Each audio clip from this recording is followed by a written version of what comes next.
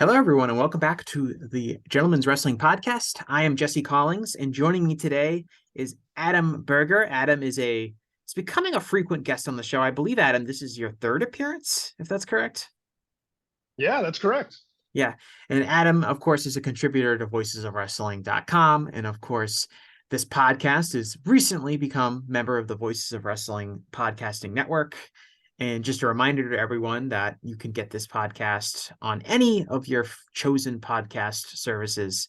If you're still listening on to YouTube, that's great. It's still going to be on YouTube, but you can get an audio version of this on Spotify, Amazon Podcasts, iTunes, Apple Podcasts, wherever you get your podcast from. This show's on it. So I appreciate everyone that's been listening. I believe we peaked as high as number 31 in the Apple Charts Pro Wrestling Podcasts chart. I guess there's a Apple breaks down their podcasts by wrestling categories because there's just so many damn wrestling podcasts.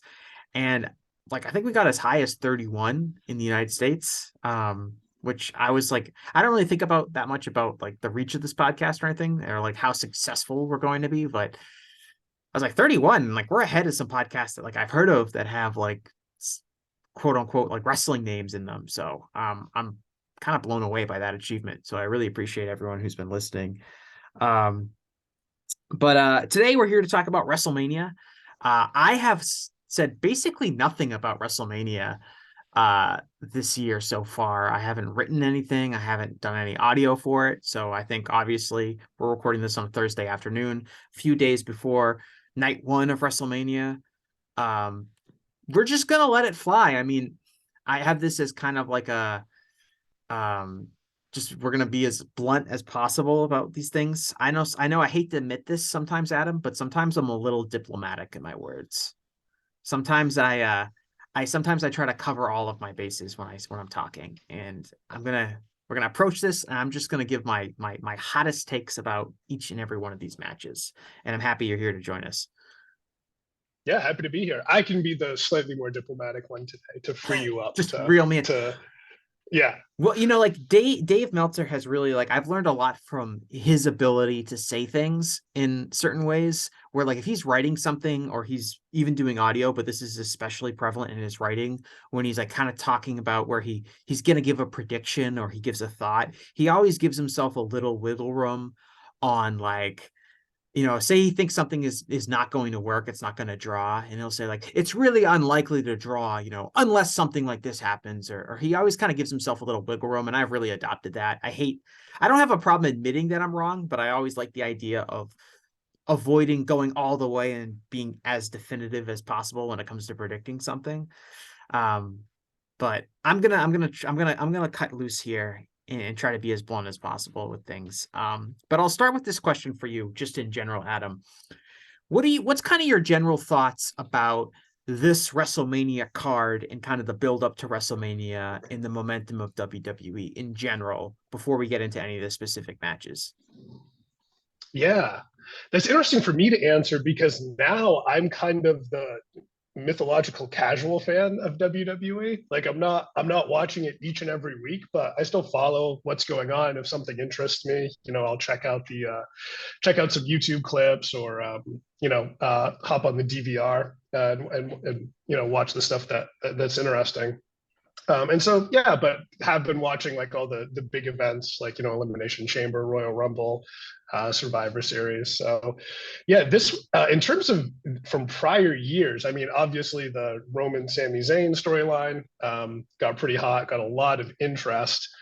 Which is a little unusual for like the February pay-per-view to be so hot. Even like going back historically, that's pretty rare for WWE. And then being able to kind of pivot that into Roman and Cody, which is, I don't know if it's quite as hot, at least from my perception, as Roman and Sami was, but I think probably one of the strongest WrestleMania main events they've had during the network era, at least. Yeah, I think I don't want to get too far into like well, is Vince McMahon involved in the creative end of this company? How much influence does he have? I think we all can agree that he has some influence at this point. WWE's come out and admitted that. But I think it's kind of obvious that Triple H has a lot more influence over the kind of booking leading up to WrestleMania than he has ever had before. And this is a much more focused card with basically every single one of these matches having some form of build and story into them. I think there are a few obvious exemptions of that, but if you kind of look up and down this card, there has been a lot of thought in time dedicated to a lot of these feuds. You know, Roman Reigns and Cody Rhodes, obviously. The Usos versus Sami Zayn and Kevin Owens, the Dominic Mysterio versus Rey Mysterio match, you know, even John Cena versus Austin Theory. These are matches that have had, you know, many weeks, if not months, of build going into them. And it does feel like that this is like, I don't know, like a proper WrestleMania card where they're gonna blow off a lot of like kind of like long-standing feuds. And that really has been, I feel like, has been missing from WrestleMania over the last several years.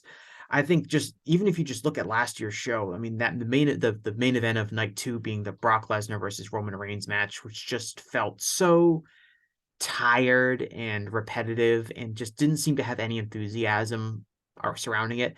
This match, Roman Reigns versus Cody Rhodes, I think feels pretty. I think it's hot. I don't know if I want to say like, will Cody be as over in the building on Sunday night as Sami Zayn was in Montreal? I don't think so. But you look at kind of, especially the live attendance numbers for Cody shows. Like, you know, Cody drew almost 10,000 people to a house show in Denver last week. And that was without Roman Reigns, without Sami Zayn. It was like Cody and Braun Strowman versus and Ricochet teaming against the Usos and Solo Sikoa in the main event. And they're doing 10,000 people for a house show. He feels like he's really hot. And I think that is going to make this show stand out a lot more than I think WrestleMania last year and maybe even years previous to that, because I do feel like I do feel like there's a lot more focus on these big matches and it feels like a proper WrestleMania. I'm pretty excited for it. I'm pretty hard on WWE a lot, but I'm pretty excited for, I think, as for this show. I kind of wish they cut out a lot of the fat and this was one night with just like the best matches from both nights put on one card, but I think they've done a really good job making this show feel like WrestleMania, making it feel important. Yeah, I'd agree with that. I think we might want to just talk about Cody and Roman now, since Yeah, let's do that now. we've already kind of We don't have to go introduced in it. specific order, so that's fine. But I mean, it's definitely the biggest match of the weekend, obviously. And what I mentioned before, I think this actually is probably the biggest WrestleMania main event of the network era. I mean, the network era, it kicked off in 2014 with, you know, Daniel Bryan versus Batista versus Randy Orton. But that was literally the first pay-per-view on the network. So like half of it was still traditional pay-per-view as well. I think it did like 600,000 buys or something Mhm. on traditional pay-per-view in addition to the network. So I don't know if you can really count that one as like a pure network era. But if you start in like 2015, it's, you know, Brock versus Roman. The next year, it's Triple H versus Roman, Roman versus Undertaker, Roman versus Brock again. The Ronda and Becky and Charlotte match in 2019, which Ronda and Becky was hot for a bit, but then when they added Charlotte, it cooled off a bit, you know, the last like 6 weeks leading up to the show. 2020 is the pandemic WrestleMania, so who cares? You know, they did the best they could, but pretty disappointing there. And then 2021, you know, Sasha and Bianca on night one, Roman, Edge, and Bryan on night two. And then last year, you know, you said Brock and Roman yet again. And then, you know, Kevin Owens and Steve Austin, which I think, you know, probably could have been huge, but like Austin didn't want it advertised in advance that he was having his last match at WrestleMania 19. And it seems like he didn't really want the pressure of committing to like, this is definitely going to be a match for his comeback last year. And so the build was kind of lackluster and wasn't quite as big as it could have been otherwise. So yeah, going into this one, I think actually, yeah, Cody and Roman, especially, you know, Cody being hot and coming over from AEW and, you know, everything that went into that. And then Roman having his, you know, multi-year championship reign. that combination of that. I think it actually is probably the strongest and most hyped main event of the network era, since 2015. Yeah, so you're probably we're probably looking back to like the second John Cena versus Rock match, right? As the a bigger WrestleMania main event. Yeah, I think the Brian one probably was just because that had a lot of momentum, but as well, I think that might have topped it. But I would say definitely at least since then. So Yeah, almost a decade. I think if we go back, like Brian Danielson, Daniel Bryan, he didn't have the individual star power momentum that Cody Rhodes had. I would argue that Daniel Bryan was more over in the buildings than Cody, but what Cody has been able to do from an attendance drawing perspective, which is kind of the only even playing field we have to judge these guys in a lot of ways. Um, taking one guy from now and one guy from 10 years ago, Cody does feel, I mean, he's really hot from that perspective. And his since he came from AEW, they've made almost no mistakes with him. He beat Seth Rollins a bunch of times definitively. He has kind of that very memorable Hell in a Cell match where he probably shouldn't have wrestled, but he does with the torn pectoral muscle. And then he goes away, which was probably in a lot of ways has benefited him because he comes back, again, kind of as this hot new star. He didn't have a year of being exposed on Raw every week where he maybe would have grown a little bit stale. And now he's here in this giant match against Roman Reigns. And um, I think I think Cody really should win this match, but I do think the fact that it's not implausible that Roman Reigns wins this match. I think that some people believe that Roman Reigns can win this match. I think that will help the match be a much bigger and better event because it's not a foregone conclusion that Cody is going to win. And usually that leads to a really good match because it makes those near falls every bit that more exciting because it's definitely not out of the realm possibility that Roman Reigns pins Cody and that's it. Yeah, I think you could make an argument that in terms of Cody's narrative, that maybe he does come up short this time, and it drives him to work to get a rematch and finally getting another shot at it, maybe at SummerSlam or something like that. Like I can understand that from like a storytelling aspect. My concern with that would be, man, like you were saying, Cody's drawn in terms of ratings and attendance, and I don't know if I'd really want to risk that by having him lose right now, especially right after you beat Sami Zayn the previous month. Yeah, like they already kind of like Sami, you could have said was really hot, and they already kind of opted to not go all the way with him. And the argument would be because they're going to go all the way with Cody, and you can make an argument that that's the right move because Cody has shown the ability to be over. Uh, I don't think you can make that call and say like, oh, we're just going to keep going with Roman Reigns. There are some people that believe that. I think some people are really into the idea of Roman Reigns having the title for 1,000 days. I don't really understand that. Like, is Roman just going to become like a way bigger star if he has the title for 1,000 days instead of 940 days or how many days he already has the title now? Like, I think you're kind of at your max point with Roman as the dominant heel champion who hasn't lost in a long time. And I do think the fact that they've booked Cody really well up until this point and they've protected him a ton. I don't think he hasn't been beaten, right? No, at least I don't think so. Definitely not pinned. I don't know if he had any sort of weird like count out or Yeah, DQ or he might have anything. lost. I don't. He might have Yeah, I don't. lost. I was gonna say I don't think he has, but I mean, yeah, he definitely hasn't been pinned or submitted. He hasn't So lost hey, like it's a amazing. big match. No, no, yeah, hey, it's amazing. You bring someone in, just have them win all their matches if they're And good they get people over. I like don't that. know how someone could do this. I don't know how someone. It must take some sort of fucking genius to come up with that. But he the fact that they've done him so well, I think this like he kind of has to win because I do think this would be a big step back if he were to lose. The build to this match, I've been a little bit.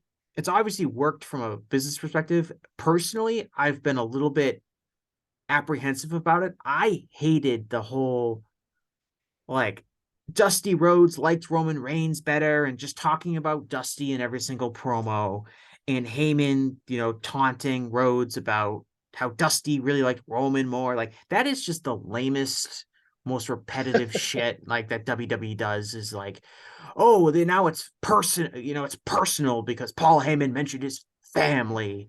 And like that was one of my annoying things with Cody when he first came back to WWE was he mentioned Dusty Rhodes in every single one of his promos. And it's like it's almost like in Vince's mind, he doesn't want to push Cody, but he does want to push Dusty. So if Cody just mentions Dusty all the time, it's kind of like he's pushing Dusty Rhodes, and he's not pushing this guy who he had dismissed as a mid carder, which ironically is how Vince pushed Dusty Rhodes when he actually had the real live Dusty Rhodes. But I like that stuff was so like boring and bad to me, like that decision to build the feud around that, and Yeah, yeah.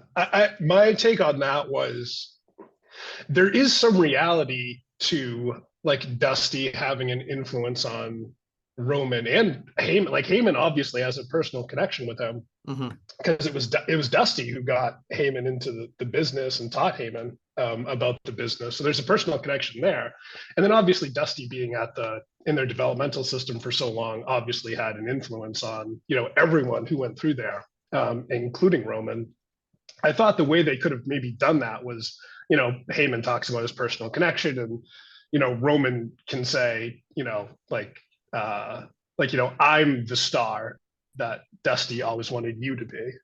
Like he was my mentor, and I, fulfilled everything that I possibly could have, and you're the disappointment. Instead of saying like Dusty liked me more, which is Yeah, just kind of dumb and ridiculous. I Like just like there's a yeah. I just don't care what Dusty Rhodes thought about these guys, really. Like, I just like, can we? If it kind of feels like, and one of the good things about this feud, I think, is that, and one of the reasons I think it's drawn well, and is that there's a real level of sustainability to this because it's not a nostalgia feud. It's not a feud relying on a retired star or semi-retired star. It's two contemporary guys theoretically at the peak of their abilities.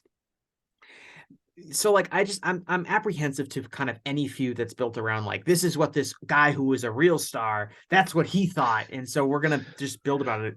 And I thought in the kind of I think the one real face-to-face interaction Cody and Roman have had, where Roman finally like kind of cut into the real, like what I find to be the more interesting story is Cody was a failure in WWE. He leaves to go to another company where he gets over as a star, but kind of runs away from there too. And now he's back in WWE and he's trying to take the world title from Roman. And I think that is a much more, not only is that a much more like believable, realistic story, but I think it's a hotter idea because you're not relying on any what some old wrestler thought. You're relying on like a real issue that I think fans see. There's some truth. There's a lot of truth to it, and it just feels much more cutting and dynamic for Roman to basically tell Cody that he was afraid of being booed in AEW, so he came here to try to play the hero. Um, to me, that's a much more interesting kind of storyline to explore with these two personalities than the other one. And I enjoy that they finally kind of shifted towards that a little bit in the last few weeks. I think something interesting is that Roman really hasn't been like super present with Cody for this build. Like they've had a lot of time to build it up. They've had almost 2 months since no, they've had about 6 weeks since Elimination Chamber. And I think what is there have they've been face to face once? Roman's done a lot of he hasn't been on every show. It's been a lot of Cody and Heyman interacting, Cody and the Usos interacting, Cody wrestling Solo Sikoa. It's been a lot of kind of Cody interacting with the various parts of the bloodline. There hasn't been a ton of Roman and Cody going at it. And I don't necessarily have a problem with that because I don't think we need to see them cut promos against one another for 6 straight weeks. But I do think that one interaction that they had with one another was by far my favorite part of this build. And everything else has been kind of meh. Yeah, yeah, no, I agree with that. That's really the story.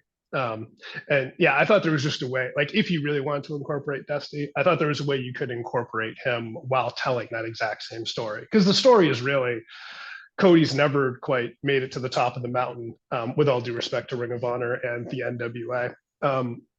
In terms of WWE and in AEW, and Mhm. and here he is, facing Roman, who is on this what they say record-breaking title reign. I mean, I guess in terms of like, this century, sure. Well, But no one's held that in title terms that of he how long. has. What is it? The That's also true. like Yeah. that specific title. I mean, it's not the same title that Bruno had, but yeah, I think the whole thing, like, you're right about like there's a way to incorporate kind of like Dusty being involved with Roman's career and obviously being involved with Cody in a way that's less ridiculous than Paul Yeah. Heyman. The Like, Dusty told me that he liked Roman. He wished Roman was his son and not you. And it's like that's Oh clearly yeah, so fake that sounding. yeah, so fake sounding, so ridiculous. But I don't know. Also, though, does sound like something Paul Heyman would tell people. Right. Well, it's also Knowing Paul Heyman.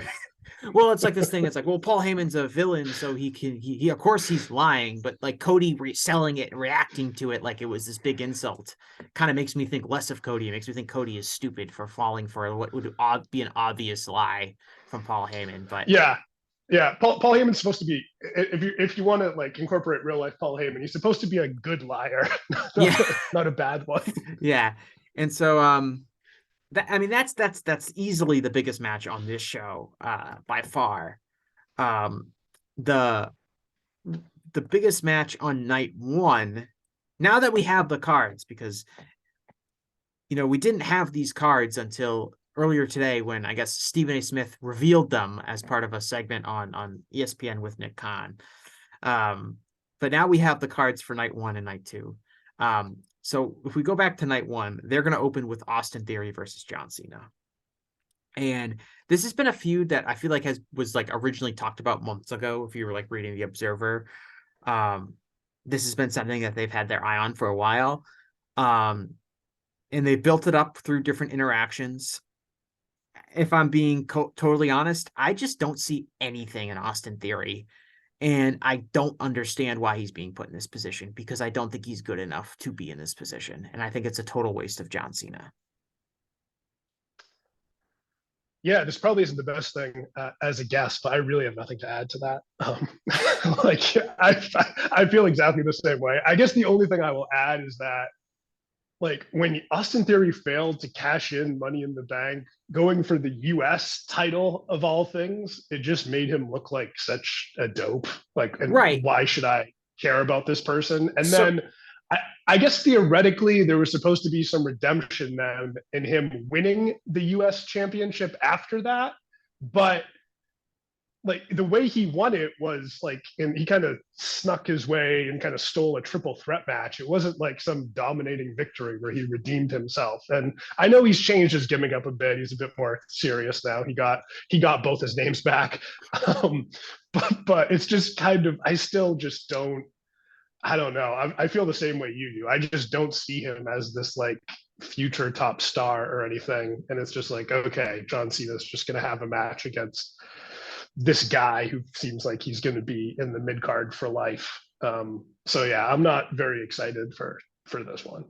yeah, there's two things going on with Theory here. The first is what you mentioned, which is that they kind of, for a guy that they're allegedly like really high on, they do not book him in a way that like kind of protects him at all. He's been, like you said, failing to cash in for the United States Championship, failing to like his whole interactions during like the Brock Lesnar Bobby Lashley feud, where he was kind of like inserting himself at certain points, but every time he got near one of those guys, they just like obliterated him and they made him look like a loser. Even like the John Cena Austin Theory interaction that they had, where Cena just annihilated him on the mic, and basically said that they have to pipe in booze for Austin Theory, which I probably wouldn't have said because it exposes that trick, but WWE fans sure don't mind. And it's just so like for a guy they're allegedly high on, they do not protect him or present him like that, but they kind of in the background say like, yeah, Austin Theory, he's going to be a big new star. Look at him, he's going to wrestle John Cena at WrestleMania. And so that's part of it. But the other part of it is, and I don't understand why people have such a hard time saying this, is that he's not very good. Like he's not a star wrestler. Like he's got he's got a good body, but he's not like Dave Batista. Like he's not like this giant, incredible physical specimen that you kind of have to push because look at him. He's just like a guy with a pretty good body. And then he doesn't have charisma. He doesn't have superstar charisma at all. At all. Like you put him and that's one of the problems. You put him out there with Cena, who's this legend, who's this Hollywood movie star, who is just this supernatural speaker, and will go out there and he doesn't care. Like this was the thing about like the second half of John Cena's career is that he'll go out with a microphone and he will fuck you up if you're not ready for him. Like we saw him steamroll the Miz. He'll go toe to toe with The Rock. He'll go toe to toe with anybody, and he's not going to like give you a lot of the microphone. You need to rise to his level if you're going to get like a promo battle with him. In theory, he's just so far below that level that he had no chance in that interaction with Cena of coming across as an equal. Um, and he's fine as a wrestler, but he's not like an amazing worker that's just going to get over through his work. I just don't see anything there for him. The only thing that seems to be good for him is that he's young in a company that has very, very, very few options for potential stars under the age of 30. So he kind of gets presented as this future top star, but he brings absolutely nothing to the table that suggests that that's a reality. Maybe he does just get over eventually by attrition, where they just push him hard forever, but they can't even get that right because they bury him at every chance. I don't think he's got like he should be John Cena because it's a title match and Cena's part-time, but like Cena might the way they book Austin Theory, Cena's probably just gonna hit him with an AA and win in like 10 minutes. I, yeah, I don't know. I think for for you're totally right about what Cena does on the mic, but it seems like if he was going to go that hard, like I don't think he just wants to bury this guy. So it feels like yeah, he went hard on it to kind of build up interest, but he must like Theory must be winning. I mean, otherwise, like if Cena just buries him on the mic and then beats him, it's like, good God, I like think the Cena guy's just even said in dead that pro. again. I think Cena like even said in his promo, like, even if you beat me, it won't mean anything because no one gives a shit about you. Like he basically says that in his promo. He like buries even the concept of Theory beating him. Um, I just think Yeah, that he didn't care. He goes out there, and I like this about Cena personally because I think it forces guys to rise to his level. Um, he goes out there and you got to be able to match him. And if you're someone like Kevin Owens, you can do that and you're okay because you're Kevin Owens and you're charismatic and you're comfortable on the mic. It's even someone like the Miz who kind of has the delivery of a star but doesn't have like the content. cadence, yeah, the content or the cadence really, and the ability to get people to believe in what he's saying. Um, that all works against him, and I think like this is going to open night one because John Cena is wrestling in it. It is a big match. But to me, it's totally like I don't care who wins. It doesn't feel like it could be a big match, and it's kind of a waste of John Cena because Cena is someone who, when he comes in and when he wrestles, it should feel like a really big deal. And the fact that he's wrestling Yeah, Austin Theory just doesn't feel like that to me because I think of Theory's limitations and how he's been presented. yeah. Well, I mean, imagine if, just as an example, like imagine if like, okay, we want to have Cena face like a future star that we've been protecting and building. Like imagine the hype if he was just wrestling Gunther, you know? Yes. I mean, he's right there. Like that would be like a really big match, and Gunther would gain a lot from beating John Cena, potentially. You know, not to go down the fantasy booking road, but that's just someone that's kind of parallel with Theory in terms of Yeah. someone that they clearly have some plans for and Yeah. protect. And If there's we're someone just like that who could gain a lot. yeah, if we just want to jump to that match, because I'm happy to do that because that's a quick one. So we have I personally will always call him Walter. I will not call him Gunther. But we have him versus Sheamus and Drew McIntyre. That's on night 2 for the Intercontinental Championship. And I do feel like maybe like a few months ago, Walter felt like he had a lot of momentum. And I don't want to say he has lost that momentum, but I feel like there was a chance for him to do something big at WrestleMania. Maybe that was wrestling John Cena. Maybe that was wrestling Brock Lesnar, like a lot of people seem to suggest would be a good idea. And he's wrestling Sheamus versus Drew McIntyre, which should be a pretty strong match. But it does kind of feel like Walter's being slotted in at a certain level, and it's still in the mid card when he feels like someone that should probably be pushed at a higher level because I think he has a real believability, and I think he is getting over with the fans, with his work and just with his entire the package and the presence and everything screams main event star. He's worked the main events in every single promotion he's been in, up until WWE here. Uh, and I think like this should be a good match, but I almost kind of wish it was a singles match between Walter and either Sheamus or Drew McIntyre. Either one of them would be fine. I think a triple threat is just kind of like a way to get all three guys in a match, but I think individually a singles match would be much better. Um, but it does feel like to me like he's it's not like they've killed him or anything, or they botched his momentum, but I do feel like WrestleMania was an opportunity to kind of elevate him into a main event level, and maybe they can do that post Mania. That's probably okay, but this is kind of like a disappointing matchup for me when you consider some of the other possibilities, especially when you look at who Brock Lesnar's opponent is for the show and who John Cena's opponent is for the show. Yeah, I totally agree. Walter is, I mean, he's incredible. And it seems like they actually do believe in him because they do protect him Yeah, quite a bit. I think Triple H, like his influence, I think Triple H really likes him and his wrestling style, yeah, and understands it in a yeah, way that Vince McMahon would not. yeah. My hope is they're just not quite ready to pull the trigger on him yet and elevate him yet. So he's just kind of in a holding pattern. And obviously his history with Sheamus. Sheamus has been in this tag team with Drew. So I can see this being just kind of like, okay, we're not quite ready to elevate this guy just yet, but we've got a decent idea here for him. Match should be good. But yeah, I agree. In terms of giving him like this real captivating moment on the biggest show of the year, like I would have preferred that he just, have a rematch with Sheamus or, face Drew in a singles match, because the triple threats always, sometimes they're really great for if, the storylines are really great going into them. And there's, thought potentially that, any one of the three guys can win. But this one, I don't totally feel that way. I think it's just more, all right, we want Gunther to win, but we also don't want to kill Sheamus or Drew just yet. So I think this will probably extend post Mania, if I'm guessing. And this is just kind of, getting them all on the card and getting Gunther a win. Yeah. So let's bounce back to night one here. We've got Seth Rollins versus Logan Paul. They finally made the decision to make Logan Paul an outright heel after presenting him as a babyface, even though the Paul brothers' entire gimmick is that they're heels. And this has been built around, they've built it around Logan Paul eliminated Seth Rollins at the Royal Rumble. Is that right? Or is it the other way around?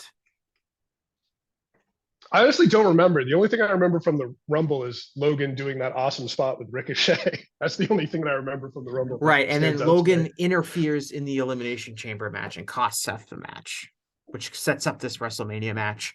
I mean, I think that this has, I mean, this, if you were like handicapping like what is going to be the best match on the show, like, or what match on the show is going to get the most stars from Dave Meltzer, I would say that this would be like a pretty strong candidate, probably like one of the 3 or 4 favorites if you're looking for night 1 and night 2.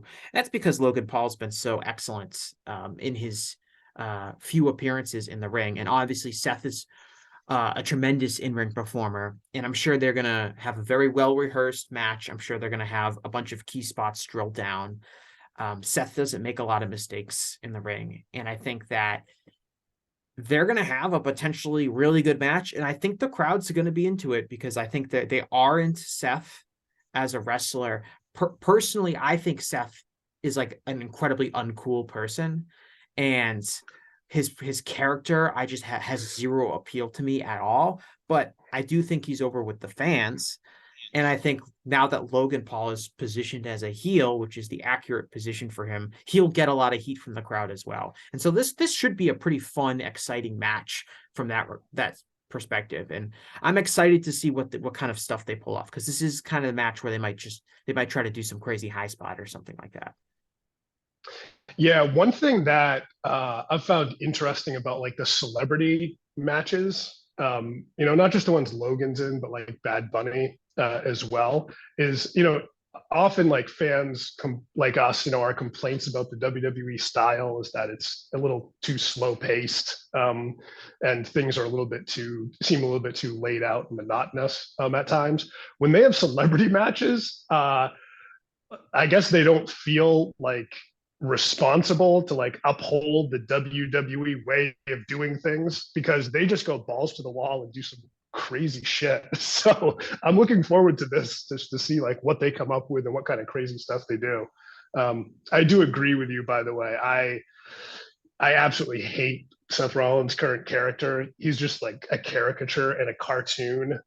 My theory behind this character is that he came up with something so outlandish that he wouldn't care if it got rejected or got the wrong kind of heat. I think that 2019 Hell in a Cell match with Bray Wyatt, like he took that pretty hard and the way the audience reacted to him.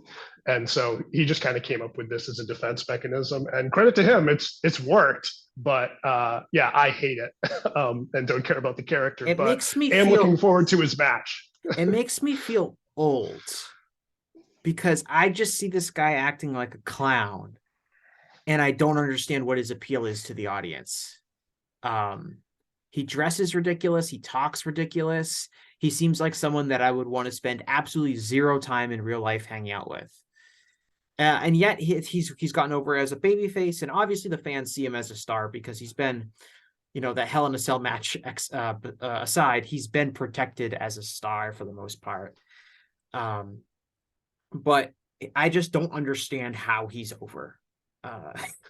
Well, yeah, he's just he's really talented, and he found a way to be different and stand out and give fans things like they can sing along with his song, they can do his gestures, and I don't know.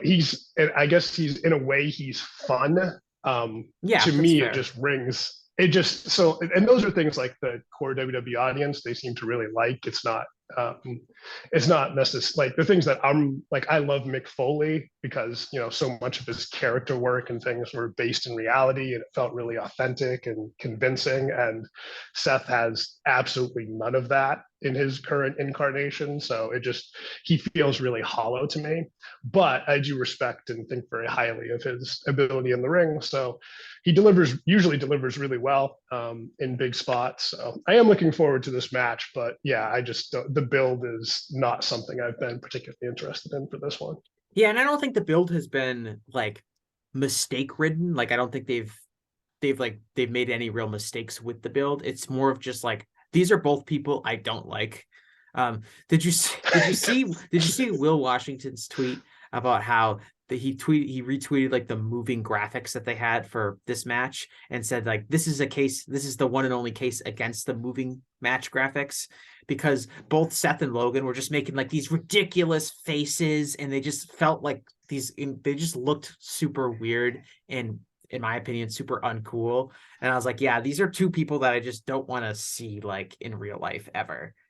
But in the ring, it should be pretty good. Yeah, hopefully they kill each other. Yes, it'll be great. Rey Mysterio versus Dominic Mysterio in a very, very long build for this show, or for this match. And I will say that Dominic Mysterio, like if we're going to praise Triple H as a booker and we're going to be like Triple H should have been the booker of the year or whatever, I think like the case of Dominic Mysterio is a pretty good like example for him as evidence of his booking ability to book a quality wrestling show, because I think that Dominic is very limited from a talent perspective, but they have found a feud and found a role where he has not only been able to be passable in, but has been a highlight for some people, and that he's getting a lot of heat and that people are really interested in seeing him and they want to see Rey beat the crap out of his son. And it's a very effective build for this match. And it feels like when you talk about, what do you want to see at WrestleMania? It's like you want every match to kind of be the blow off of a long-standing feud. And this is one that they've been working on for a long time. And again, despite the fact that I think Dominic is pretty limited, like as an in-ring performer, they found a niche for him, and he's to his credit, he's done well, like when he's had to cut promos, and he's done well as kind of this semi-comedic gimmick where no one really believes in him being a tough guy, but he just acts like he's a tough guy. And you want to see Rey beat his ass.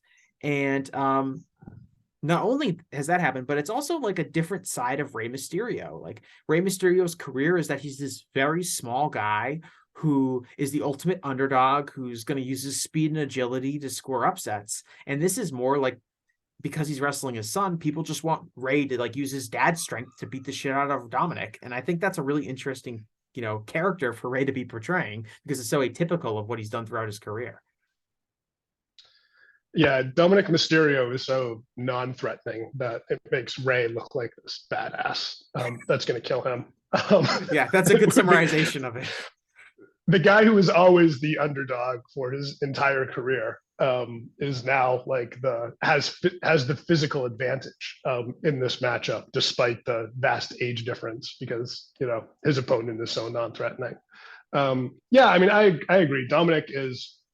It's been pretty impressive, honestly, how good he's gotten from a character standpoint. He is kind of that like slightly comedic, or more than slightly, he is a comedic, like weak heel that you do want to see him get beat up. But the thing with those guys is normally they at least can deliver to a certain level in the ring to really make that payoff really fun. I don't know if he has that ability, but I will say it's kind of cool that he's been able to be put in a very difficult position for someone at his experience level and kind of find a niche that works. And obviously he's there because he's Rey Mysterio's son, but at least he's been able to be, somewhat productive in the role. Yeah, I'm not very high on his future once he's not working with his dad anymore. But in terms of like nepotism hires and sons of wrestlers and that sort of thing, I much prefer him to like Eric Watts or Nia Jax or someone like that. right. And like Eric Watts was like who he was being kind of compared to before this thing, where he was just this guy who was just totally attached to his father and brought nothing to the table outside of being Ray's son. And then this is now like an identifiable character for him. I think he'll slide back down the card once this feud is over. And he'll probably be like almost like a comedy job heel kind of guy. But it just even him getting to this point as now he has a highly anticipated match at WrestleMania, I think is again like it's an impressive job by Triple H and the booking team for figuring out how to present this guy with a lot of weaknesses in a way that people are now into, and now he's a successful entity. I do think I was talking about this with Brandon Thurston last week off the air after we recorded WrestleNomics, and I was just talking about like, Dominic and the Guns are kind of doing very similar characters in the sense that they're both being presented as undeserving people who aren't really that good, but have, for whatever reason, gotten a push, and in the Guns case, gotten titles.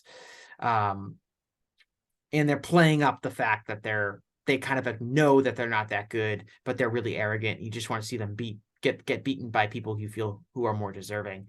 And I think like for AEW, it's much more difficult to get that over to their audience because their audience is so discerning, and their audience is going to react to everything on a week-to-week basis and be really mad that like the Guns are getting a push ahead of other people. As opposed to the WWE audience is much more accepting of like the slow burn and willing to not only accept but even embrace Dominic's work as like this scummy heel that is leading into the fact that fans shouldn't really respect him at all. And I do think that's the difference between the two companies, and particularly how the fan bases feel about each company. And that WWE has kind of, their fan base is more willing to accept this kind of presentation of a character versus AEW, where they're kind of held to a much higher standard when it comes to quality. And sometimes that works against AEW, even when they have a story to tell related to it. Yeah, I think the key difference with that is really just what the audience prioritizes in each company. Right. In AEW, it's the in-ring work, and the Guns, they're actually good. Like they are good. They're quite good. They're just not at, if you think about who all the tag team champions have been, they're dead last on that list in terms of in-ring work. Whereas the WWE audience kind of prioritizes, stuff outside the ring more, which is the things that Dominic is actually good at. So, you know, I think that's probably why he's maybe slightly more accepted than the relative on a relative basis than the Guns are in AEW. The Usos will defend their undisputed WWE Tag Team Championship against the recently reunited Kevin Owens and Sami Zayn. This is obviously spinning off of the program from last month's Elimination Chamber event where Sami Zayn lost his title match against Roman Reigns. And this is kind of what feels like the blow off between, Sami and the Bloodline, which has been some would say, Adam, the greatest wrestling storyline in the history of the industry. I would not say that, but has been a huge story for fans and this is on night one, and it does feel like it's probably the biggest match on night one and should probably main event the night. I don't think it's going to. We'll get to what will probably be the main event in a second. But this is, again, as far as the WrestleMania card is built, a very big match between that is kind of the culmination of a very long story. And again, the kind of match that you feel like should take place at WrestleMania. Is it the match that a lot of people wanted Sami Zayn to be in? I don't think so. But when we get to when the bell rings and it's it's these two teams squaring up, I do think they'll be over. I think the energy will be high in the audience, and it should probably be a really good match because all these guys are really talented. Yeah, for sure. I agree. This because there's been so much investment in this story, and Sami was so hot. It has been so hot as an act. Demonstrably moving ratings and selling tickets. Yeah, I agree. This definitely should be the headlining match of night one, and I think it's the second biggest match of the weekend. And not to get hyper, I'm trying not to be hyperbolic because I by no means is this the greatest storyline WWE's ever told. However, I do have something I want to run by you. And again, I'm not trying to be hyperbolic. And so this is one thing I want to discuss, but I think this is the biggest WWE Tag Team Championship match in at least 20 years. I don't want to go back to like the Attitude Era when, there's these singles guys like teaming up to win the tag titles against other singles guys, because I guess maybe some of those matches might have been bigger, but post SmackDown 6 era in 2002, I can't think of a tag title match that is higher profile than this one. I have a couple candidates though to run by you, and if you can think of any others, let me know. Well, I don't think that's a crazy thing to say, because I think I heard something similar earlier this week. I think that most of them might have said this was the biggest WWE Tag Team Championship match of all time.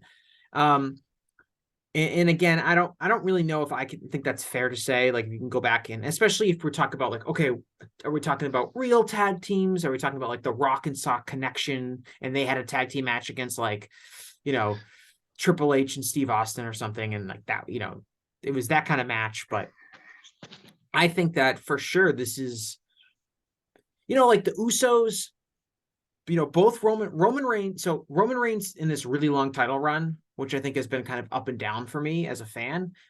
But one thing it has done is it has made the world title, like, and who holds that world title, feel actually genuinely really important, which was something that was kind of lacking previous to this really long run. And like, if Cody beats him, that does feel like a really important, significant moment. And that didn't exist like a few years ago when it kind of felt like world titles were being tossed around and you couldn't remember who had which title. And it wasn't like a good lineage for the title to make you feel like the title was that significant. And I think to a lesser extent, the Usos kind of being this dominant tag team and having, unifying the tag team championships and things like that have helped make the tag team championships feel more important than they have in a long time in WWE. So that alone is going to get you a lot further when you're looking back in like recent WWE history where the tag team titles have almost never been taken that seriously. And then you throw in that Kevin, the storyline, which is Sami Zayn, being very upset with the Usos and kind of the history between him and the Bloodline and how long that has been going on. I think that this is like, you have other candidates. I can't even think of any. Yeah, so these are the other so there's only one really that I would say is debatable, but I'll start with my third place one. So again, this is just the last 20 years of just looking through the tag title histories and jogging my memory, see like what are the kind of the biggest matches. In 2017, the New Day and the Usos had like their series of matches, going back and forth that culminated in a Hell in a Cell match. I think this weekend is definitely bigger than that, but that was one that certainly got a lot of attention at the time. So that one's worth mentioning. The next one, we have to go back 10 years. The Shield versus Goldust and Cody. Do you remember this one? Yeah. Like Dusty was actually involved in that. Yes, Dusty got over Stephanie McMahon in one of the promo segments, and that was the end of Dusty on television. yes, it was. But they had an awesome match, and it felt really meaningful. When Goldust and Cody won that. So, but again, that was like, I think that was a Battleground pay-per-view that match happened on. So obviously, being one of the top matches at a WrestleMania, higher profile than that. So the only real candidate that I could find where it might be debatable, this was, I don't know if it was the main event, but it was arguably the biggest match on a pay-per-view. 2009, D-Generation X versus Jericho. So Jericho and Big Show had been the tag champions for like 5-6 months, and then to face Triple H and Shawn Michaels in one of the biggest matches on the pay-per-view. I think it was TLC. So that's a case of like, the tag team titles were like the real main event of a pay-per-view with big stars involved. But that's really the only one I can come up with that's even debatable at all. Yeah, I guess I remember, another one, I guess now you're jogging my memory, would be I think like a few months before, it was the Shawn Michaels Triple H's DX versus Legacy, Cody Rhodes and Ted DiBiase Jr. inside Hell in a Cell. That was I remember that being the main event of a pay-per-view. Probably, I think it was the Hell in a Cell pay-per-view. Yeah. So that was, I don't think that was a title match, but that was a big tag team match. Sure? But yeah, I mean, I'm pretty sure that was a title match, because I remember that being like a thing, because like the world title match was kind of like meh, and the I'm looking up right now. Maybe it wasn't. It was that Hell in a Cell. I think that 2009. Yeah, I think it was just a tag team Hell in a Cell match, because that was during the Chris Jericho and Big Show title run. Okay, yeah, but that's a good point though. Like D-Generation X, they had been having tag matches, which built them up as a team, and then Jericho and Big Show were like this dominant tag team. So when they actually faced off, it was like, oh, this is a big deal. It's kind of a, if anybody can beat Jericho and Big Show, it's DX. So yeah, but that's the last time I really remember thinking like the tag titles were like this main event thing. Yeah, Jericho beat Batista and Rey Mysterio as a tag team earlier. That what a pay-per-view for tag team wrestling there. Like all the big stars were in these tag teams. It might have been the first and last time that ever happened this century. The Undertaker defeated CM Punk in a 10-minute Hell in a Cell match. Oh yeah, that was when Punk was getting punished for like, he said something about he didn't want to follow the dress code like while on tour somewhere in Europe or something. That was the real locker room leader taught him a lesson. Exactly. Yes. Yeah. 3 Hell in a Cell matches on that show, because we also had Randy Orton versus John Cena in I'm surely a very memorable Hell in a Cell match. I'm sure everyone remembers exactly what happened in that match. And then the main event was DX versus Legacy. Yeah, the other one I was thinking of, and again, it wasn't a tag team title match, was the John Cena versus The Rock versus R-Truth and The Miz at Survivor Series like 2009 or 2010 when 2011. I was at that show. That's what I remember. That was at Madison Square Garden. That was The Rock's first match in like 6 years or 7 years or something like that. So that was one, but you're right. I don't think that's a crazy suggestion that this Usos versus Owens and Zayn match is the biggest tag team championship match in a very long time. And that's really a credit to like the work that Sami Zayn and the Usos have done.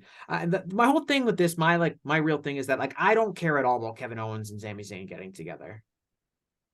Like they've broken up and reunited so many times, like doing it again is kind of like, okay, like we've seen this before. Yeah, and they dragged it out in like like in the weeks leading up to the WrestleMania where they had like, oh, Kevin Owens said he wasn't on Zayn's side. I'm like, can we cut this bullshit? Can he just say he's on his team? Because we know that's gonna happen. And like, we don't need to actually hear about this. Like, we don't have to pretend that Kevin Owens isn't gonna tag with Sami Zayn because we know where that's going. And I don't care about like Sami needing to convince Kevin Owens and probably they gonna got, turn on them yeah, again. But it's the same way. It's like I know these guys have broken up and gone back together so many times that like I understand that like Sami's asking for his help for this one very personal feud and there's a story there. But to me, it's like I've seen this story played out a million times with Kevin Owens and Sami Zayn. I kind of wish they never wrestle. I hope they never wrestle ever again, to be honest. I don't need to see them do the Fry and Takayama spot for the 10 millionth time. Like, I'm good. I think they could their last matches of one of their careers, or maybe both their careers, should be against each other. But yeah, outside of that, I don't need to see it again. Well, they're I probably agree. going to be One thing feuding this summer, so we're going to get some more of them. One thing I did just want to note on Kevin Owens, though, like 2019, if you recall, he was supposed to be Daniel Bryan's opponent at Mania before Kofi Kingston got hot, and ended up in that spot. And I don't know if he got left off the show entirely, but he might have, or he just wasn't, in any sort of significant spot on the show. And then, here we are 4 years later, and he had a main event against Stone Cold Steve Austin, and then this year is tagging with Sami on the hottest match on, one of the nights in a stadium with 60,000 people. So, he's had a very up and down career in WWE, but man, the guy's immensely talented and has definitely found a way to make it work there and be like, I think, more successful probably than anyone who was his fan could ever have imagined in WWE. Yeah, I mean, well, his introduction was fantastic. It's one of the best things WWE's done in like the last like 15 years. Is like his whole feud with John Cena and how they presented him as such a big deal.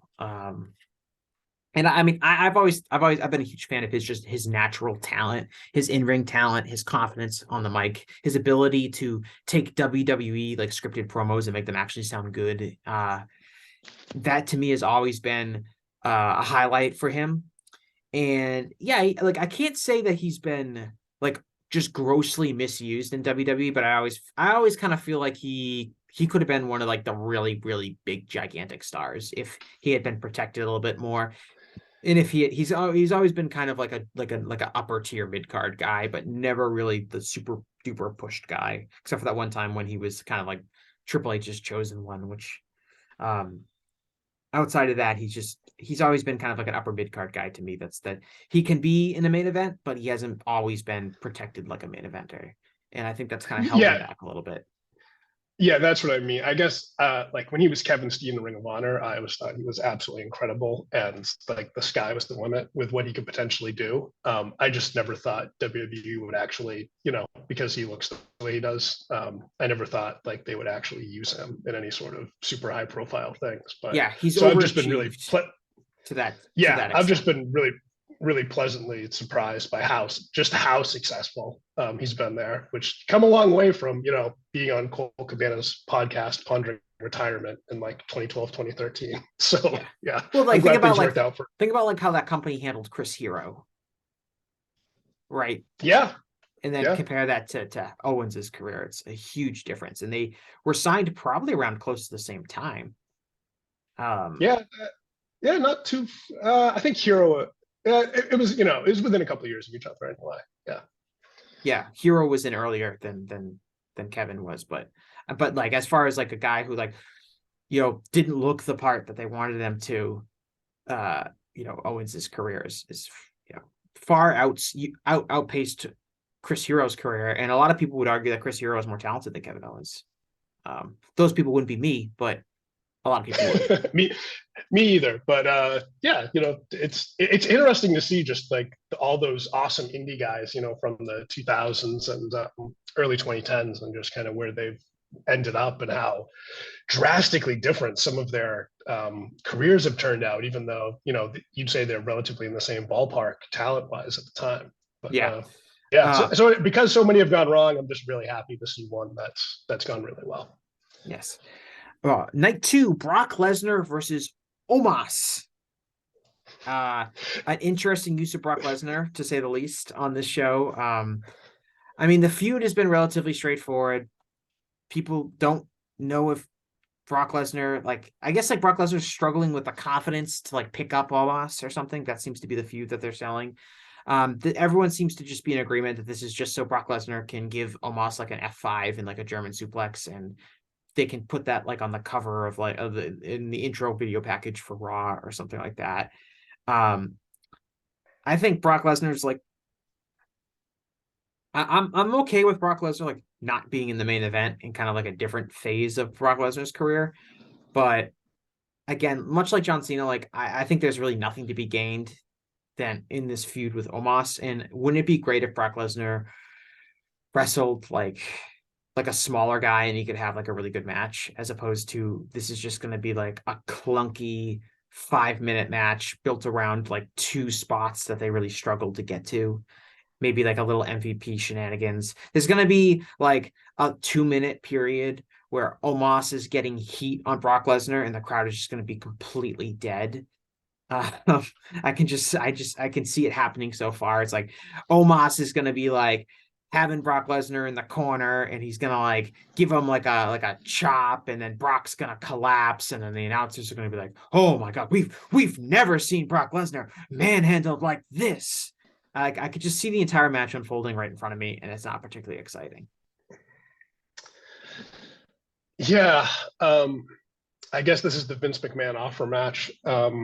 Like just the most clear influence, because this did not seem to be the direction that they were going in. Like Omos wasn't even really around that much. The last few months prior to this match with Brock. Kind of being built. So I have nothing. I'm not sure though, Jesse. I don't. They might. I mean, I think it was up to Triple H. Maybe he would just release Omos because he didn't seem to have any sort of plans for him before this. So I could see Brock just killing this guy and then Omos being part of the releases post Mania. So like I don't know. Like I could see it going the way you do when they drag it out a bit, but if Brock Lesnar has showed anything over the years, it's that his matches do not follow the typical WWE, match layout. So this could just be a squash, and Omos is going to be gone after this. But yeah, I I don't know. would That's the intrigue for me Well, I with definitely this think one. Brock Lesnar is going to win the match, and it's not going to be very long. I don't know if it's going to be a squash. I think there's going to be moments where Omos gets offense in. Like I said, I would be surprised if they released him, just because I think they like WWE and Vince, not just Vince, but it seems like everyone in WWE, like they like the idea of just having like this incredibly large person around for like public appearances and PR reasons and things like that. They always loved having, the Big Show and Great Khali, and they don't really have anyone like that except for Omos.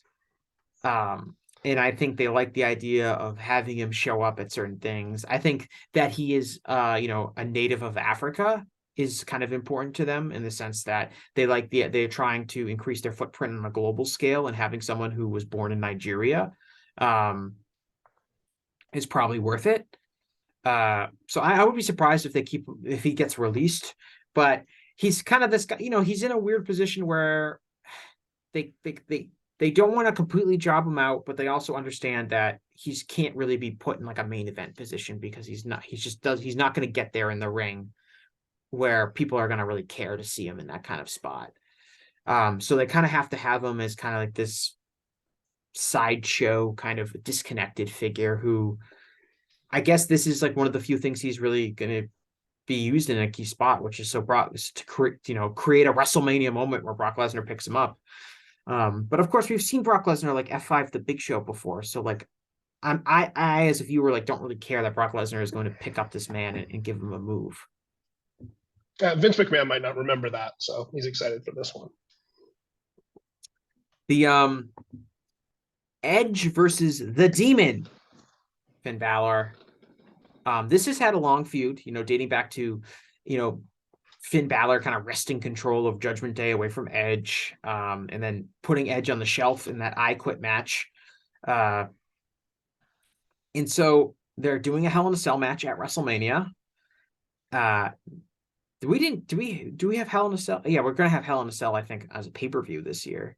But this is the first Hell in a I, Cell match at WrestleMania. Is this the first one since John Cena and or not, The Undertaker and Shane McMahon? at WrestleMania, yeah, I can't think of any other ones that have happened. I mean, I think they pretty much just for the most part, they've relegated them to that specific show in recent years, Yeah. and I haven't had too many outside of it. So I think that's Mhm. probably right. And so Edge, since he's come back, I was like a pretty big fan of Edge, like in his prime, and I was when Edge came back to wrestling, I was like, oh cool, Edge is coming back. I'm excited to see this. I just don't think he has it. I think whatever happened, whatever he's done since he got into acting after wrestling, and he just seems lost. Like he doesn't know what kind of character he wants to portray. He doesn't know what he's kind of supposed to be doing, which is a weird thing to say because everyone respects his like in-ring IQ and his ability to lay out matches and things like that. But he feels like he's always trying to come across like as this thespian performer, and he doesn't quite like get it in that like he cuts these promos where he makes all these faces into the camera and it feels like he's overacting the entire time and over emoting, and he just comes across as unbelievable um in that kind of setting. And this feud has been him hamming it up because now he's got to go to that place and he's got to fight the demon Finn Balor, and it's going to be Hell in a Cell, and it's just it's probably going to be a really long match because Edge tends to have really long matches now. And he wants to put together this dramatic performance, and it just hasn't clicked for me since he came back. And I don't expect this match to be any different. These are two guys that I like individually, um, and I have been a fan of over the years. But I concur with your assessment of Edge's comeback. Let me ask you this. What was the thing that really set Edge's career as a singles guy post Edge and Christian? What was the thing that really set his career on fire and elevated him like into the main event? It might be slightly before your time, but I think you're It, probably aware of it. it is going to be so. What took off? Well, so after his feud with Christian, right? He has the TLC match with Christian. No, Uh so this is so just like slightly before his Money in the Bank cash in on John Cena. I think it was 2005. Like, what was his big feud in 2005? It involved with Matt someone he Hardy, managed. Yeah, yeah. right? So Edge has Edge's career took off because he was really convincing at being a dick. Yeah, Like he was great at things based in reality, and he would have these great like lines to insult. Even when he was an Edge and Christian, he'd come up with creative ways to insult like the sports teams, like unexpectedly. mm-hmm. Normally that was pretty lame, but he would come up with fun ways to do it. So so his career was always great when he was able to do things like that were reality based, and he could just be a dick and come up with things that would kind of cut close to home. um, Modern WWE, that doesn't happen. Like everything's big and over the top, and the Fiend is running around, and even this Judgment Day feud, like they just turned on him randomly after he had beaten Finn Balor's team, like I think at the pay-per-view the night before, and then Yeah, on Raw they just kicked him out of the group. So in terms of like storytelling and logic, there's really nothing for him to sink his teeth into. So he's just kind of treating this as like, some type of movie or TV show that he would act on. And it's kind of campy. So he's really hamming it up and playing it up. And yeah, it's just disconnected from absolutely everything that made him a star in the first place.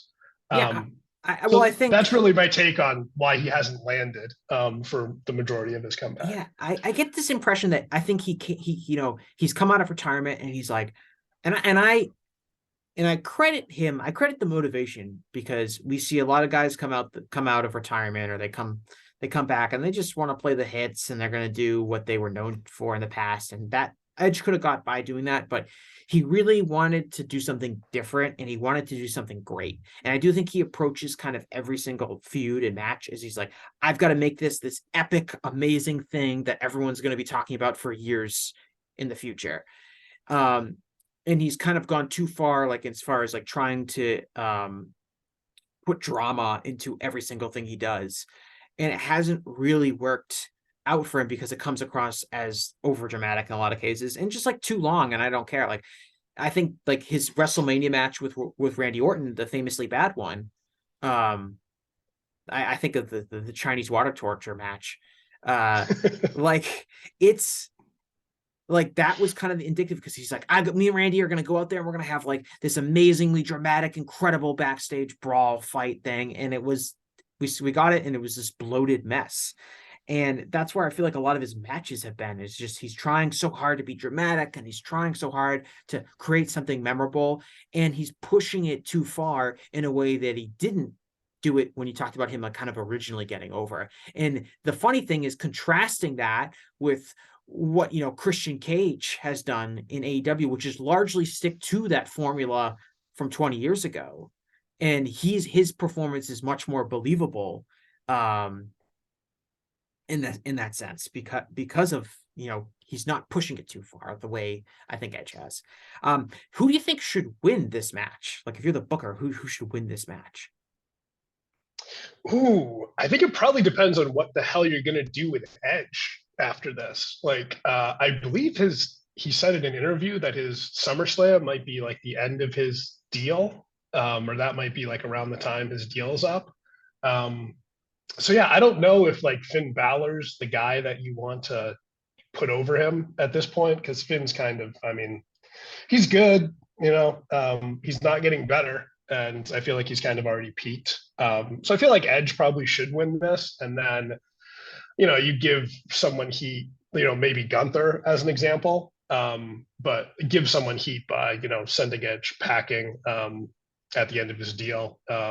And sending him into retirement, and maybe he comes back, and then you can do a rematch down the road or something. But I think I can't see this being like, oh, Finn Balor wins the Hell in a Cell match and like ends Edge's WWE career. So yeah, I think Edge probably should win. I see. Now Finn did win the I Quit match, but this has been a weird feud where I don't think Finn has gotten a lot out of it in the sense of it. Like you mentioned, I completely forgot about it, but the bizarre way that this feud started, which is where yes. Edge leads Judgment Day to victory. They beat Finn Balor's team, and then Judgment Day turns on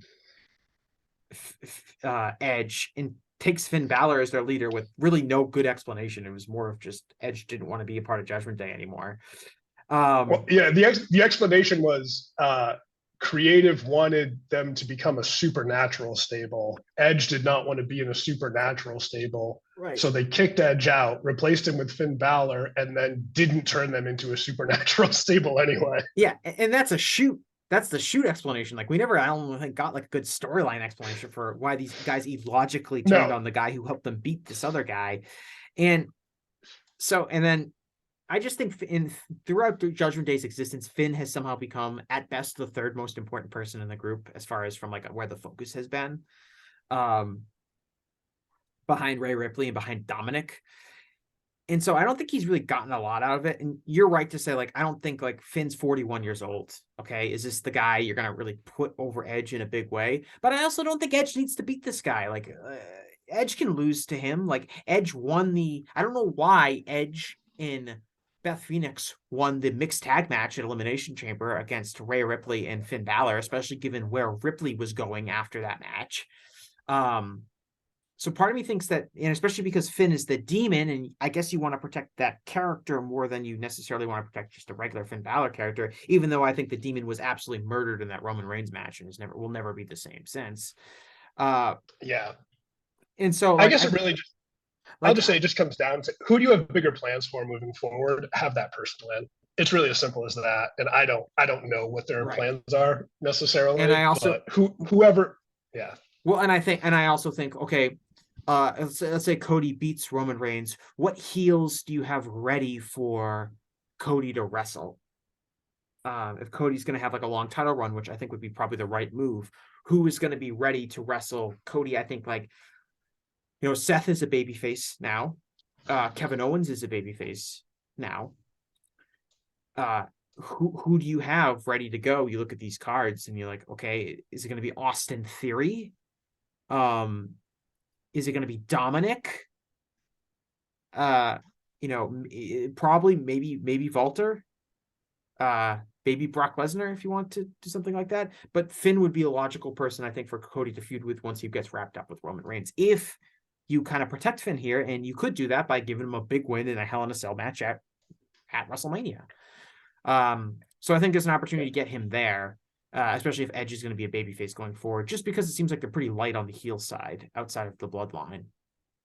Yeah, and until Jay White did debuts on Raw.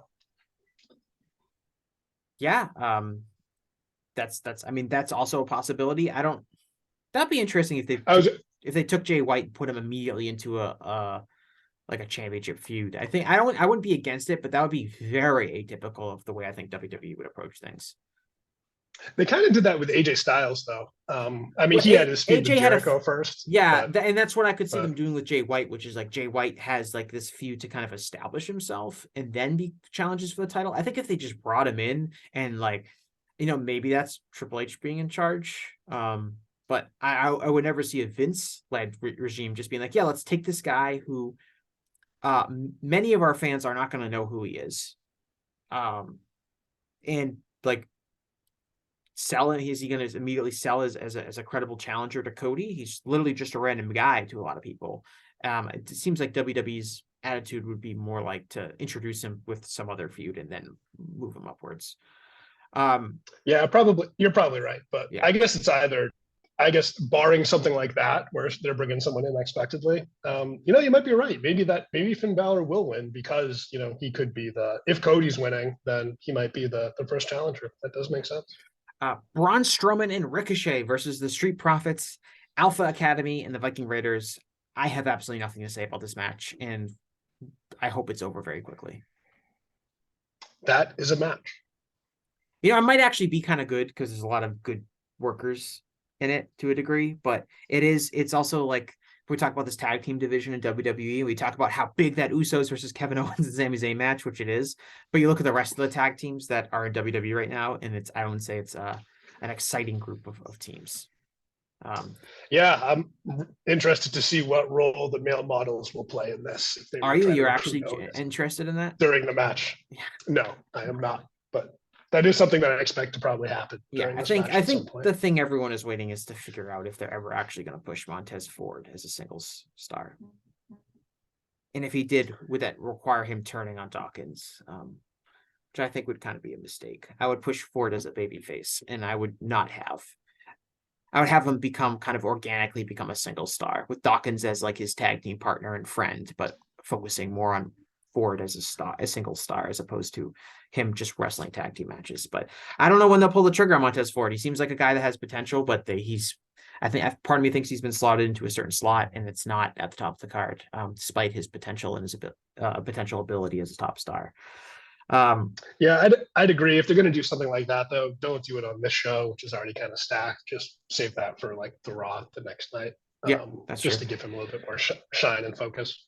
So we haven't talked about any of the women's matches so far, and I wanted to kind of wrap up looking at the card through talking about these women's matches. And holy crap, has as much as I've enjoyed, I think, a lot of the build for WrestleMania as far as how focused it has been, I think Triple H and WWE's management have totally dropped the ball in the women's division. I think that they have 3 women's matches on these shows. I think all of them suck.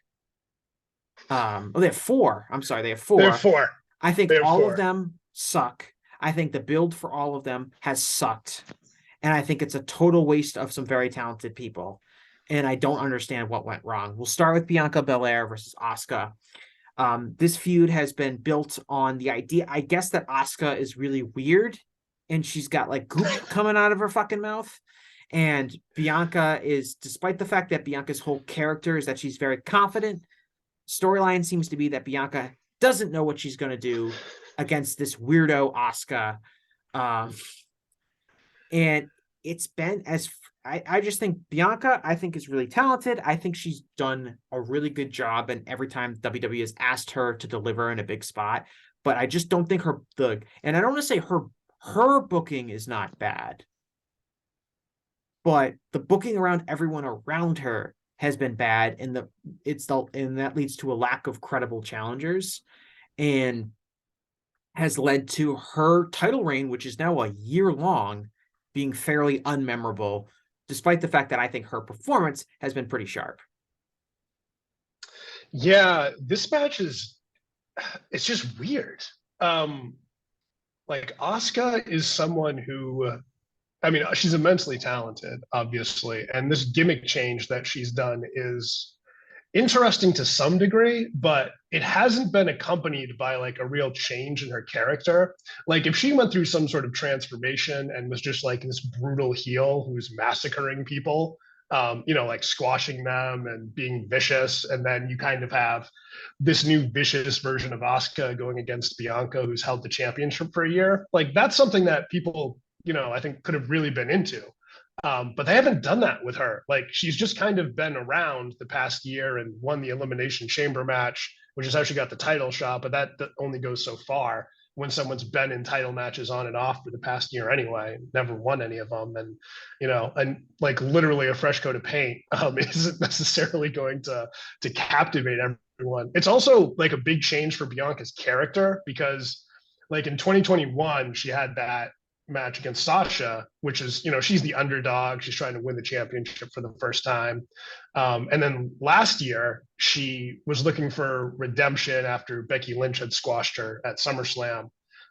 So she's kind of always been the underdog, but now, she's been the champion for a year. So like, she's not the underdog anymore. Like now she's the favorite and they needed to build someone up to, seem like a convincing challenger. And this just feels more like some sort of match that they would just do on like a random, B show pay-per-view as opposed to WrestleMania. Yeah, there's just nothing here for the feud.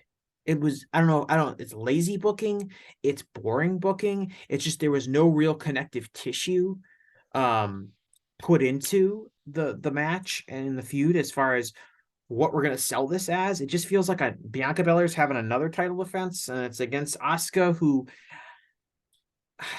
I don't know what to say about Asuka's character. I feel like at different times she's found a way, despite the fact that she doesn't speak English that well, she's found a way to get like over, and not get over, because I think there's plenty of wrestlers who don't speak English that could get over, but more of just like a way to get over with like Vince and get over with WWE's like style by just really leaning into just being a weirdo and dancing around weird and shouting.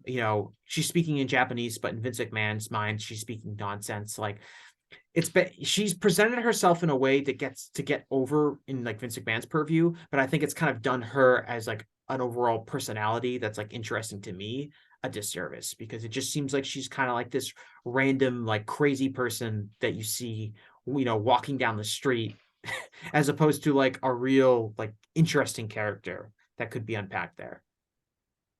Yeah, I mean it's just all aesthetic. They haven't. I think she's an incredibly charismatic performer and is Yes. very captivating. It's just they don't back that up by putting her in situations that give depth to the character, which is not a problem unique to her. But when, as you pointed out, she doesn't cut a lot of English promos, which is just like a kind of they are heavily dependent on being able to cut English promos for WWE's version of storytelling. So it definitely does her a disservice. But yeah, I agree. Just there's not a whole lot of thought put into this. I don't even really know what the storyline is other than Asuka's weird and they're going to have a title match. So hopefully the match is good though, because Asuka's awesome and Bianca's had some really good matches over the Yeah. years. So It I'm should be hopeful that the match will be a pleasant, surprise and the it, highlight of the show. it should be a good match. I'm thinking like Bianca's been champion for a year. Like, do you think like if she lost the title, that would feel big at all? I think this is probably the start of a program between the two of them. So I'm not. I don't think it would feel like this massive thing, especially because it's Asuka who's already had the championship before, but it could be the start of like a really good program between the two of them. I do hope that like if they are going to do an extended program, then Asuka wins this to give it more weight moving forward. Because if like remember Nakamura and AJ, like if Asuka, I mean, I guess they can't do nut shots for this one, but if Asuka just does something to like get disqualified and now she's like this dastardly heel, I think that's going to be a pretty huge disappointment for everyone involved. So if this is the start of something, I think Asuka should win. So the other women's championship match, this one is probably going to be the main event of night one, for some reason. Charlotte Flair versus Rhea Ripley, a completely bizarre feud for a number of reasons. I'll start with Rhea, because Rhea has had a really strange last 6 months or so, where as a member of Judgment Day, she really started to really get over, mainly doing stuff outside of women's wrestling matches. A lot of it was her interactions with male talent, like things like giving Luke Gallows a body slam and stuff like that. I think really helped her get over to a greater degree, and it seemed like she was getting a lot of organic momentum as a babyface, and she won the Royal Rumble, and I felt like she'd be better off as a babyface now, but they've decided to keep her as a heel. And it kind of feels like, despite the fact that she won the Royal Rumble and now she's challenging for a title at WrestleMania, she kind of feels a little bit cold compared to where she was a few months ago, when she was kind of doing those spots in the matches with Judgment Day and things like that. People were kind of getting into the idea of her wrestling a guy. And she's now, she's still a heel, and it felt like it probably would have been a good idea to make her a babyface. And that's especially because she's wrestling Charlotte Flair, who probably has to be a heel at this point, but is also somehow a babyface. So it's a mixed up role between the two women. And also Rhea feels like she's maybe being misused in a certain way, at being still a heel for this feud. I don't even know where to begin with this one. I'll just put it this way again. I don't want to go down the fantasy booking path too far, but imagine if you just had Rhea Ripley, if they wanted to keep her a heel. Think about how big, if they just had her face Bianca, who held the title for a year. That's that where would I thought feel they like were a really going. big match. Yeah, that's where I thought they were going for WrestleMania when Rhea won the Royal Rumble. I'm like, oh, that's good, because now these are, I think, the two, if we get rid of the four horsewomen and Asuka and people from that era of WWE's women's division, and most of them are still around and prevalent, and Charlotte's one of them. But if we just get rid of those people, these are the two obvious big next stars in the women's division. These are the new generation of women's wrestlers in WWE, and these are their two biggest stars. And Rhea has kind of organically gotten over, and she is this great physical opponent for Bianca. And you're right, I think that would be a really nice WrestleMania match that would feel big and important, as opposed to splitting them up, and now they're in lesser programs, despite the fact that they're both in title matches on separate nights at WrestleMania. Yeah, I mean, I think the reason this match is happening is that Triple H can redeem himself from 2020, where Charlotte beat Rhea for the NXT title at Mania, and then I think dropped it to Io Sky in a triple threat match, where Rhea got pinned. So Charlotte, she was NXT champion. Well, Triple H told us that he had plans for people shouldn't be mad, because there were plans coming, and our feeble minds couldn't possibly comprehend the brilliance of Triple H. And we all just had to give it time. And of course, it became kind of a meme about, the lack of plans, I guess, or plans changing. So anyway, this was the storyline he had thought up all those years ago. That's playing out now before us. We just needed to have faith in that Triple H would gain creative control again through Vince McMahon having to resign through a sex scandal, and this is all part of the plan. Yep, all part of the plan.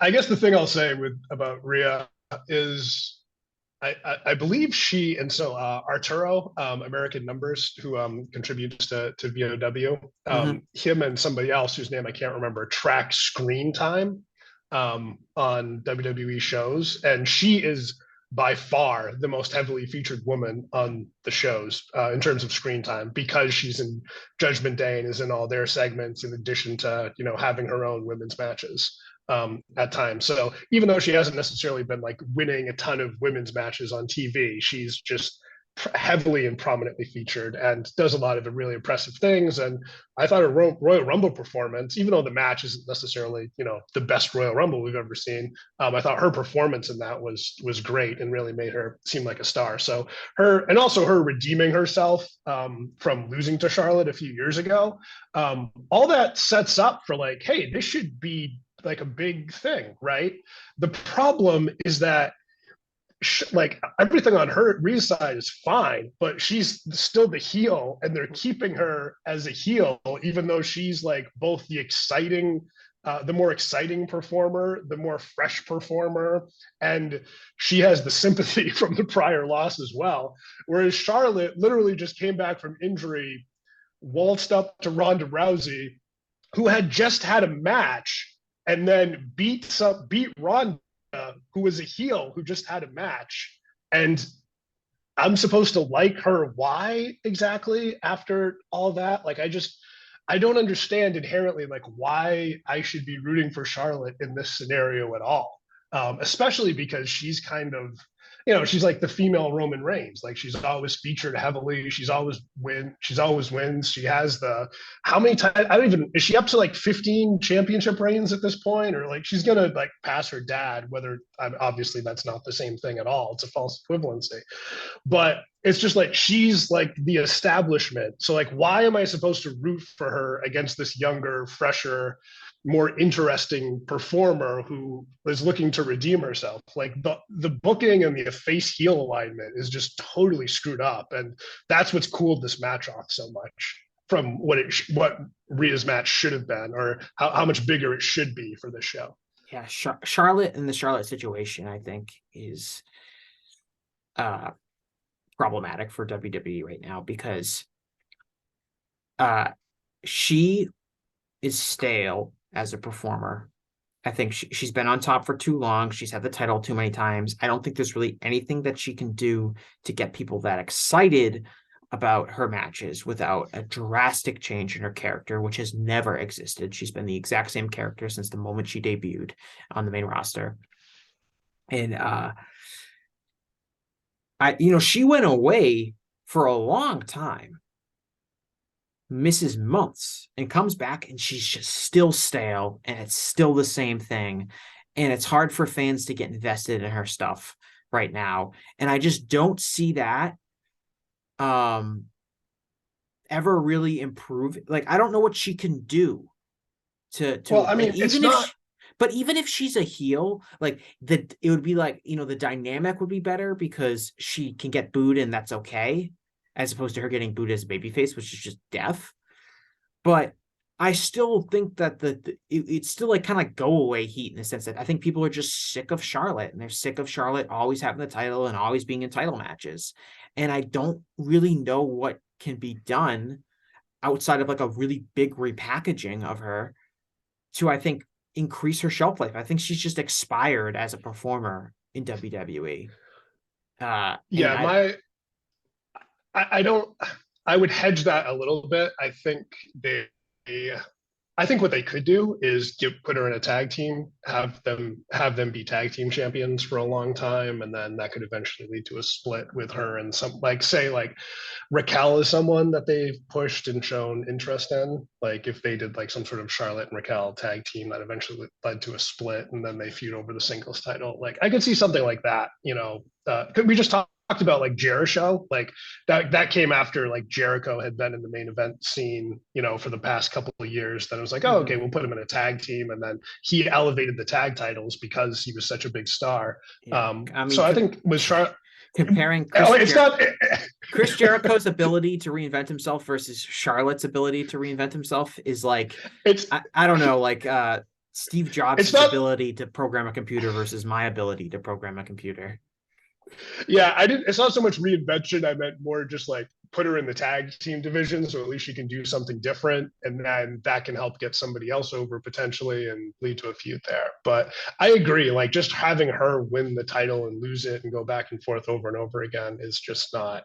It's not even just so much it's stale; it's that she is limited. She does have limitations as a performer, which people don't. I mean, some people like to talk about it, other people don't. That are Well, I think fans of she's her, but like regressed. She's regressed in some ways, which is a problem. yeah, I mean, just as an example, like just look at how she handled the what chance that she got recently to how Jungle Boy handled them earlier this week. Yeah, I mean, It's she's just yeah, night and I day. that's more of like that's more troubling because I think that's more of like without like getting too far into it, like kind of like an attitude issue. Like she seems kind of like she's pissed that she's here, and she wanted to she didn't want to be a performer in front of the audience in a certain way, so she felt like frustrated in that to that end, and um and so I think that's a bigger I think issue, but I agree that I just think it's hard for her to be in the main event pitch. Like they're gonna make her this is gonna be the main event of night one. It seems like that. I know Dave said it was for political reasons. I think people might have took that and thought of it as like Charlotte politicking her way to the main event. I think it's more of a we want to make sure one night has main evented by women kind of political situation. Um, but like I think like Yeah, I don't know, man. If I was at WrestleMania and I've been there for 3 or 4 hours and I know I'm gonna have to come back tomorrow night, I'm like, do I really want to sit here for the end of Charlotte versus Rhea Ripley, a match that feels ice cold? Um, I think that would be a mistake. I'll yeah, I'll just say Rhea Ripley better win, or that is going to be a pretty Well, I flat think just ending to, you to that night. you would doubt Triple H again. Just this is all part of his big grand plan. The second to last match, we're almost done here. Stratus, Lita, and Becky Lynch versus Damage Control in a 6 women's tag team match. Trish Stratus and Becky Lynch won the women's tag team championships a few weeks ago, but they will not be defending them in this match. Instead, they will be in a 6-man tag, adding Lita to their team against Damage Control, Bayley, Dakota Kai, and Io Sky. I mean, I guess the fans will be into seeing Trish Stratus and Lita. Despite the fact that I grew up like in the perfect time to kind of be nostalgic for Trish Stratus and Lita, like I could care less about them being in a match. And this Bayley thing and this Damage Control thing, I think has been a huge flop.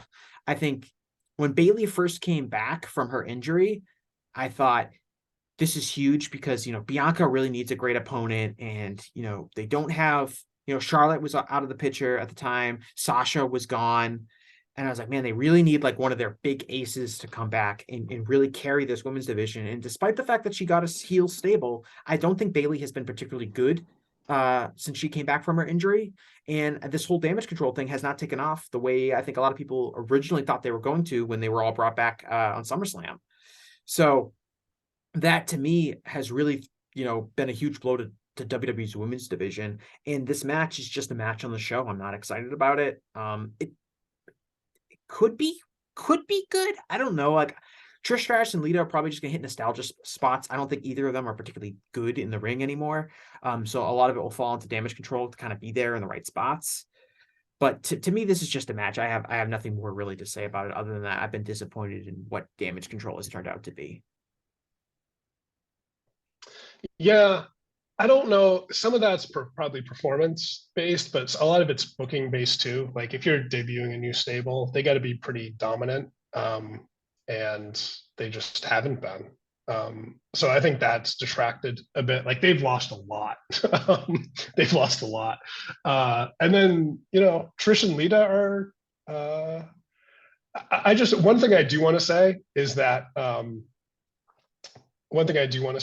that Becky, incredible display of political stroke by Becky, who a few months ago, when she turned babyface and Ronda Rousey turned heel, it seemed like they are destined to finally have their singles match at WrestleMania like 4 years later. And instead, I guess apparently Becky was not interested in working with Ronda again. And was able to get a scenario where she got to work with her friend Bailey and Dakota and Io, who are two of the better workers on the roster, and then bring in Trish and Lita, even though like an alignment between Becky and Lita made no sense after last year. She still got that done. And I think this is probably like, I don't know, in my perception, just because of Trish and Lita's involvement, like this is actually like the one of the probably the biggest women's match on either show because of how cold the other two are. That's the thing that I've found most interesting. I'm sure this match is going to be good. Dakota and Io, like they've been a little bit disappointing in terms of what they've displayed before versus what their performances have been, but they're perfect for in terms of people for Trish and Lita to work with. So, but yeah, I think this will be fun. You know, they'll hit their spots, they'll have a solid match, and it'll be a nice dose of nostalgia, and you know, everybody will be happy. I am interested to see though how if maybe post WrestleMania we do get like Becky versus Ronda again, if they do like Becky and Lita versus Ronda and Shayna, because like conversely, like Becky got everything she wanted, it seems like, out of this WrestleMania. But man, Ronda just going from, I mean, if you just think about like 2018, when she debuted in that mixed tag match against Triple H and Stephanie with Kurt Angle, and then you know headlines Mania next year, and now here we are 4 years later, and she's in like the tag match to get everybody on the show. Like, God, what a fall from grace that's been. Yeah, that's our last match. It's Liv Morgan and Raquel versus Natalia and Shotzi versus Ronda Rousey and Shayna Baszler versus Chelsea Green and Sonya Deville.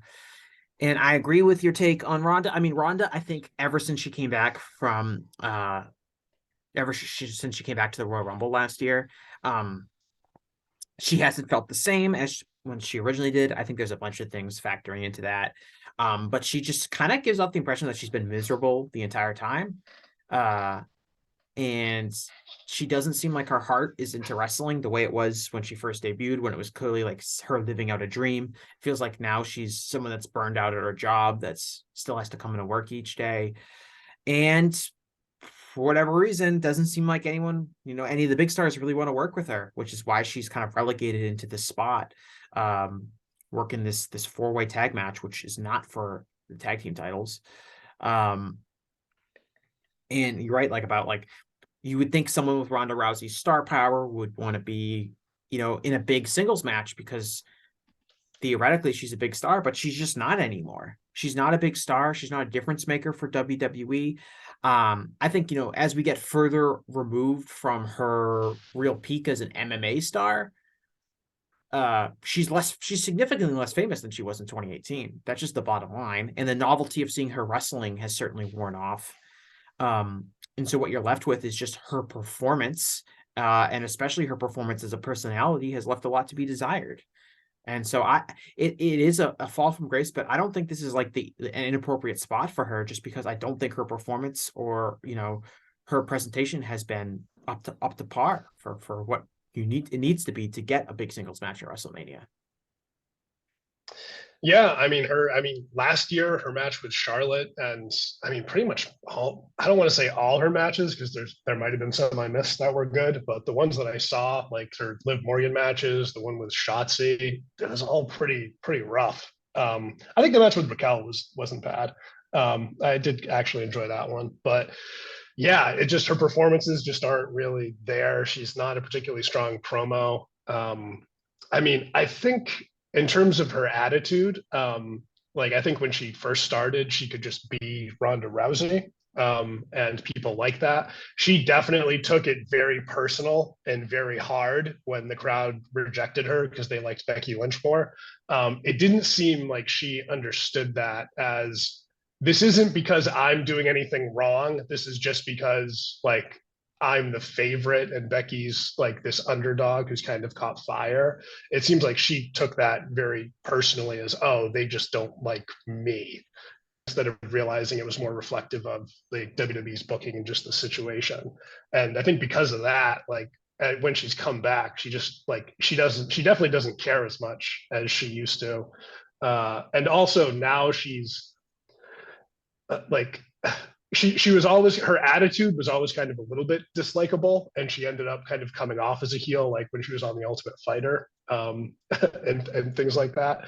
But she's, I guess, she's playing like pro wrestling heel, and she is not, she doesn't have the background as like a performer, so it just rings hollow. And combine that with her in-ring performances, and yeah, it's been a very, like, when I heard she was coming back, it was like, oh, this will be interesting, and it's been worse than I think anyone probably expected, the past year that she's had. All right, that's it for the card. Do you have anything else to kind of add about WrestleMania that we didn't get to? No, one thing I'll just say, and you kind of said it a little bit, at the beginning, is it is kind of remarkable, knowing WWE's track record, just how, and I think one positive thing we can say about, Triple H's regime is that a lot of these matches have builds that have, you can question how, interesting or captivating they've been in the execution, but a lot of these matches, definitely have had long-term builds and time invested into them. So I'll say that is nice to see, and it does make a lot of them feel a little bit bigger than they would otherwise. Yeah, like even like the Omos versus Brock Lesnar match, which I'm not particularly excited to see, and I wouldn't even say like the segments leading up to it have been particularly exciting for me, but there was clearly a story that they had in mind and that they've been trying to tell on Raw each week. And so there has been hype for it. So if you are someone who would be potentially intrigued by that match, they have kind of delivered in that sense. And like I said, this is a very organized show, and it feels like that it was planned out, you know, further in advance than a lot of the previous WrestleMania offerings that took place under a different regime. So I think that if you just look at this card, and we'll see how each show goes. But I think if you just look at this card, it's a sign of the improvements that Triple H has been able to bring to the table, upgrading over what Vince's kind of practices were. Yeah, outside of the women's division anyway. All right. Do you have anything you want to plug at all? Nope. If anyone, wants this, I just, write pieces for VOW every once in a while. I don't want to. I'm working on something right now. Not sure exactly when it'll be out, but, yeah, if you want to check out my work, you can, just search Adam Berger, Voices of Wrestling. My columns will come up. If you want to follow me on Twitter, it's, Adam_bomb 5150, and, yeah, you can see some of my prior appearances on, this show, and, yeah, read some of my columns. Do you have any gigantic? Are you going to try to destroy the backstage atmosphere of another wrestling promotion? That is the column I'm working on right now. Yeah, I don't even know where to begin with that, but, yeah, that will be the next thing that I write about, and hopefully I'll have that out, sometime in April. All right. Well, I want to thank Adam so much for joining us today, and I want to thank everyone who's been listening to the show. And so thanks for tuning in, and we will talk to you all in a little bit. Thanks.